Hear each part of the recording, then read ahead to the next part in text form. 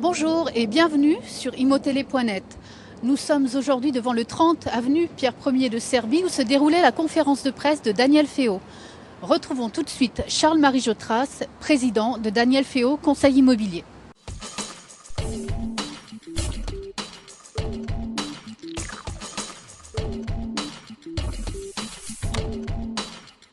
Donc, ce qui a caractérisé le marché des produits dans les beaux quartiers, c'est qu'il s'est comporté un peu différemment du marché général, que ce soit au niveau national ou même du marché des biens moyens à Paris. Il a continué à progresser en volume, c'est-à-dire en nombre de ventes, alors qu'au niveau des biens moyens, au niveau national, on annonce un tassement du nombre de ventes au cours des 4 derniers mois, ce que nous n'avons pas observé. Alors nous, en chiffre d'affaires, on a une progression extrêmement importante, mais je ne pense pas qu'elle soit vraiment représentative du marché, puisqu'on a fait plus 32% sur les 4 derniers mois par rapport aux 4 derniers mois, 12 mois auparavant. Mais en nombre de ventes, on a progressé de 4% en nombre. Alors qu'au niveau national, je crois qu'on parle plutôt d'une baisse entre 1 et 5%.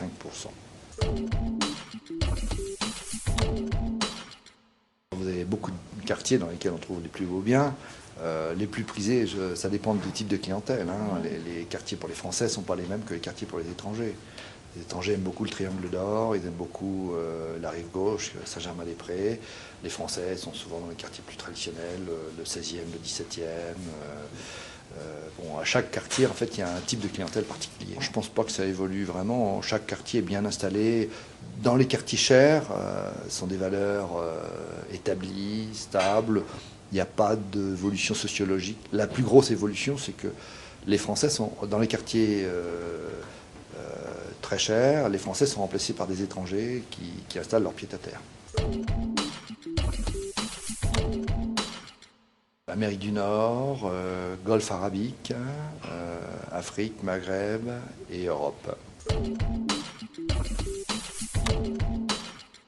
Ce qui rend Paris plus attractif, c'est que c'est une très belle ville. C'est considéré on l'oublie nous, Parisiens, mais c'est la plus belle ville du monde en termes d'unité et de qualité architecturale. Et donc, il y a de plus en plus de multimillionnaires dans le monde et ces gens-là veulent placer leur argent dans des pays stables, monnaie stable, institutions stables. Mais la France et Paris en fait partie, au premier rang.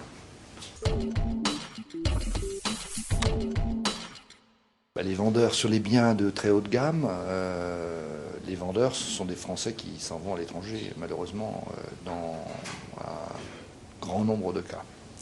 Donc on assiste à un chassé-croisé entre les Français qui fuient la fiscalité française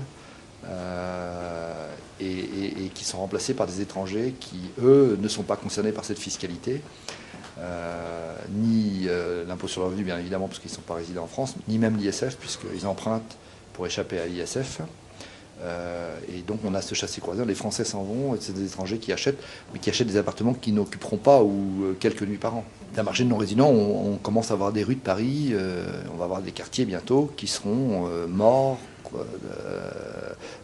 une grande partie de l'année. La tendance sur 2007, c'est que les 2 premiers mois sont en très forte progression en chiffre d'affaires et en nombre d'affaires, c'est en légère progression, donc ce qui est déjà, ça ne correspond pas à la tendance nationale comme on l'a vu, et en plus ça ne correspond pas au contexte avec l'échéance électorale importante. En général, les échéances électorales sont de nature à provoquer un attentisme sur le marché, ce que nous n'observons pas aujourd'hui. Maintenant, la tendance des prochains mois, un peu tôt pour le dire, mais on n'est pas trop pessimiste.